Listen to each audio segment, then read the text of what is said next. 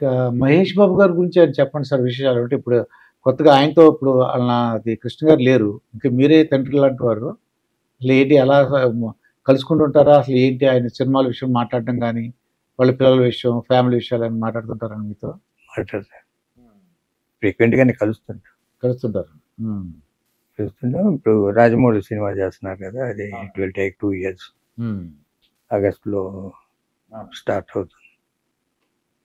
మంచి పిక్చర్ అవుద్దది. మంచి పిక్చర్ అవుతది. హ్మ్. ఎందుకంటే రాజమౌళి గారి డైరెక్షన్ కాబట్టి కథ కూడా మంచి కథ అయ్యి ఉంటది. హ్మ్. ఏమైనా సలహాలు అడుగుతుంటారా సార్ మహేష్ బాబు గారు? అంటే ఇలా చేద్దాం అనుకుంటున్నాను, ఇలా చేద్దాం అనుకుంటున్నాను, ఇలా బిజినెస్ చేద్దాం సలహాలన్నీ ఉండవు గానీ జనరల్‌గా డిస్కషన్ ఉంటుంది. డిస్కషన్ ఉంటది. హ్మ్. అన్నీ బాగానే చేస్తారు. ఆ పిల్లలు కూడా పరిచయం అండి మీకు? ఆ పిల్లలతో వస్తుంటారు ఎప్పుడన్నా ఇంటికి వస్తారు.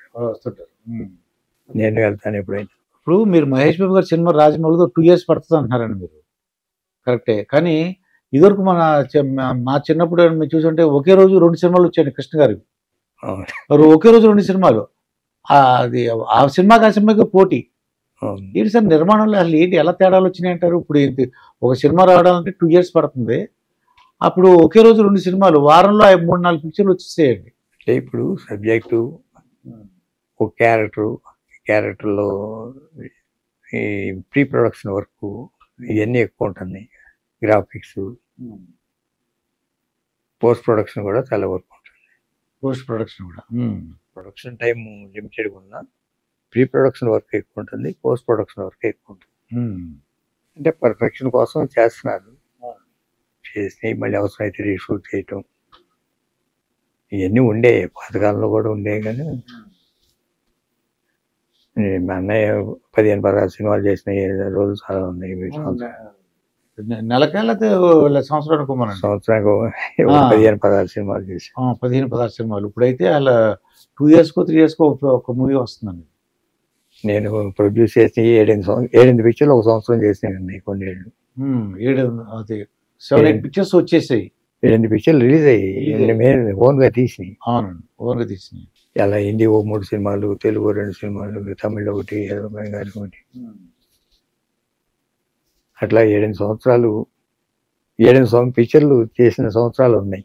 అంటే అప్పుడు విసుగు విరామం ఉండేది కదా సార్ కొద్దిగా అబ్బా ఇదేంట్రా బాబు అని. ఇంట్రెస్ట్‌గా చేసేవారు అంతే. అంటే కథ కుదిరేది డైరెక్టర్ కరెక్ట్‌గా ఉండేవారు. ఇప్పుడు రమేష్ గారి ఫ్యామిలీ ఇక్కడ ఉన్నారండి? అలా అంటే అబ్బాయి, అమ్మాయి. వాళ్ళు మీ దగ్గర అంటే కనబడుతుంటారు మీకు. అమ్మాయి ఏమో డూయింగ్ పోస్ట్ గ్రాడ్యుయేషన్ మెల్బోర్న్‌లో. ఈ ఆగస్టులో వచ్చేస్తాయి అయిపోతుంది. ఓకే అండి. బాబు అండి? బాబు అమెరికాలో ఫిల్మ్ టెక్నాలజీ ట్రైన్ అవుతున్నారు. Film technology. ఈ జూలైకి వచ్చేస్తాడు. నెక్స్ట్ మంత్ వచ్చేస్తాడు. నెక్స్ట్ ఇయర్ సినిమాలోకి. ఇప్పుడు ఎప్పుడన్నా ఈ రీసెంట్ షూటింగ్ చూస్తున్నాడు క్యారవాన్ సంస్కృతి ఒకటి వచ్చిందండి. ఒక బస్సులు ఉంటాయి. ఆ హీరో కానీ మొత్తం యాక్టర్లు అందరూ ఆ షార్ట్ అయిపోయిన క్యారవాన్లోకి వెళ్ళిపోతున్నారు. అసలు అల్లూరి సీతారామరాజు అన్ని ఎలా తీశారు సార్? అప్పుడు నాకు అదే ఆశ్చర్యంగా ఉందండి నాకు. అసలు అప్పుడు ఇంత ఫెసిలిటీస్ లేవు. ఎలా తీశారు? వీళ్ళు ఎక్కడ ఉండేవారు నైట్? భోజనాలు ఎక్కడ చేసేవారు? అంతంత జనాలు గూడాలు ఇవన్నీ పెట్టి ఎలా తీశారు? అంటే మొత్తం క్యాంపు కన్స్ట్రక్ట్ చేశారు. 6 ఫీట్ ప్లాట్ఫామ్ వేసి పైన రైలు గడిలో ఆర్టిస్ట్ ఉండటానికి అటాచ్డ్ బాత్రూమ్ కట్టి ఓ 12 కాటేజీలు కట్టామట్లా. మిగతా అంతా డార్మిటరీ. ఒక 5 ఎకరాలు ల్యాండ్ తీసుకొని. ఓకే అండి. అంటే చుట్టూతా మళ్ళీ ఫెన్సింగ్ ఏదైనా జంతువులు రాకుండా. చింతపల్లిలో ఇక్కడ నుంచి మీ వ్యాన్లు ఏం లేవు. మరి భోజనాలు ఎలా పెట్టారు? నైట్ అక్కడ పడుకోవడమే. మీరు అన్నట్టు పెద్ద డార్మిటరీ పెట్టారు. మరి పెద్ద పెద్ద యాక్టర్స్ కండి మా కాటేజ్ లాగా కట్టాము. 12 కాటేజీలు. డార్మిటరీ, కిచెన్ కూడా అక్కడే. ఓ 5 yearsకి కాంపౌండ్ వాళ్ళలాగా ఈ ఫెన్సింగ్ వేసాం. వాటర్ కూడా 2 kilometers వెళ్ళి తీసుకురావాలి.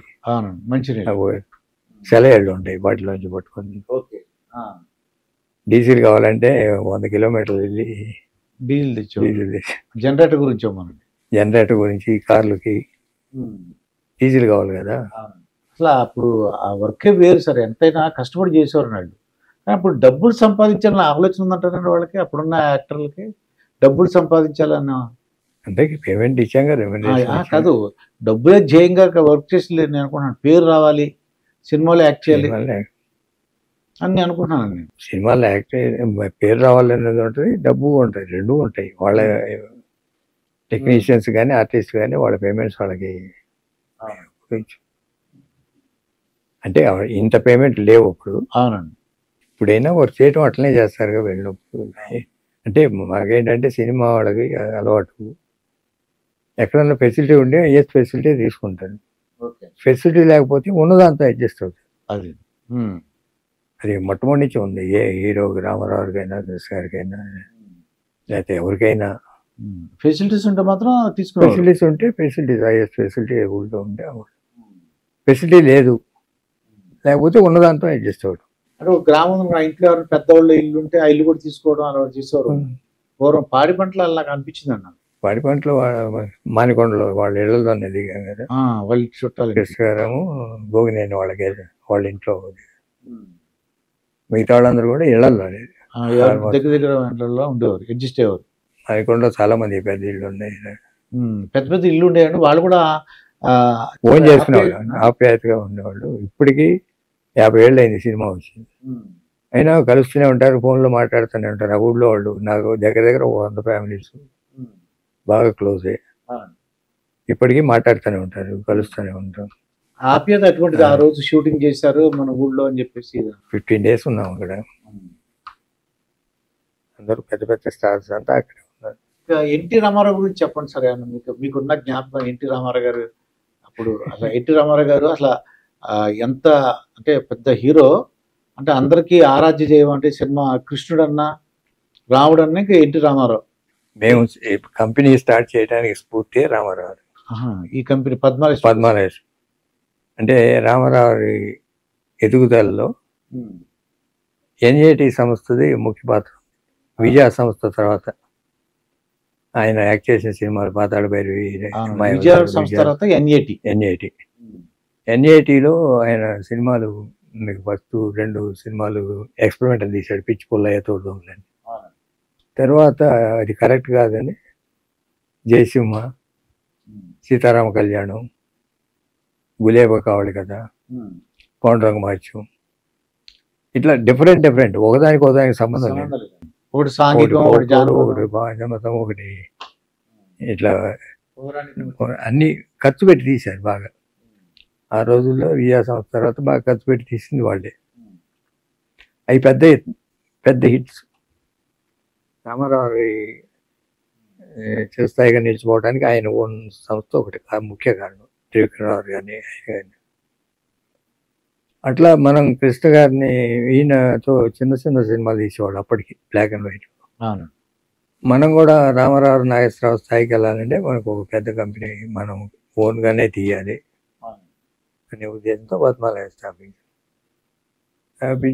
ఆయన అగ్ని పరీక్ష అనే సినిమా తీసాం. అది అంత ఆడలేదు, ఇది కాదని కమర్షియల్గా తీయాలని మోసగాడు తీసాం. పద్మాలయ స్టూడియోస్ లో మంచి ఫేమస్ వచ్చింది మోసగాడు. అదే ఫౌండేషన్. ఇవాళ పద్మాలయ సంస్థ ఇలా నిలబడటానికి ముఖ్య కారణం మోసగాడు. అది ఆ రోజుల్లో పాన్ ఇండియా సినిమా. అవునండి. 10-12 భాషల్లో డబ్బింగ్ వెళ్ళి రామారావు ఫస్ట్ పిచ్చి కాపీ వచ్చినాక ఆయనకు చూపించాం. ఆయన చూసి బయటకు వచ్చినాక చాలా బాగుంది బ్రదర్, పిక్చర్ మంచి హిట్ అవుద్ది అని అన్నాయనని. కాకపోతే లేడీస్ రారేమో ఈ సినిమాకి, అది ఒకటి జేమ్స్ బాండ్ సినిమా కదా అని, అది కోపయ్యే టైప్ వెరైటీ ఉంది. అంతా బాగా తీశారు, బాగా చేశారు, ఉంది సినిమా హిట్ అవుద్ది. ఆయన అన్నట్టే ఆ సినిమాకి లేడీస్ రాలా, ఒక సెక్షన్ వచ్చి ఆగిపోయింది. ఓకే అండి. దాని తర్వాత 12 కాపురం తీసాం. సూపర్ హిట్ సార్ అది. లేడీస్ దీనికి రాలేదని లేడీస్ థియేటర్లు ఏడుపులు అండి. 12 కాపురం చూస్తూ ఆయన చూపించారు అన్నయ్య, చూపించా ఇది కరెక్ట్ పిక్చర్ అని ఆయన 100 days ఫంక్షన్కి విజయవాడ ఓవర్సీ థియేటర్కి వచ్చారు ఈ చీఫ్ గెస్ట్గా ఆయనే. వచ్చారన్నమాట. అక్కడే అన్నయ్య మీతో కూడా ఒక సినిమా తీయాలని అన్నగారు అంటే ఓకే ఆయనే ఫంక్షన్లోనే అనౌన్స్ చేశారు, నెక్స్ట్ బ్రదర్ కృష్ణ గారి సినిమాలు నేను చేస్తాం, మేము ఇద్దరం కలిసి చేస్తున్నాం అని. అట్లా అప్పటి నుంచి ఎప్పుడు కూడా తర్వాత దేవుడు చేసి మనుషులు చేసాం. Super hit. దేవుడు చేసి మనుషులు ఎస్వి రంగారావు గారు సూపర్ హిట్ సార్ అది. అది ఆయనతో అప్పుడు 12 కాపురం 100 డేస్ ఫంక్షన్లో మాట్లాడింది దేవుడు.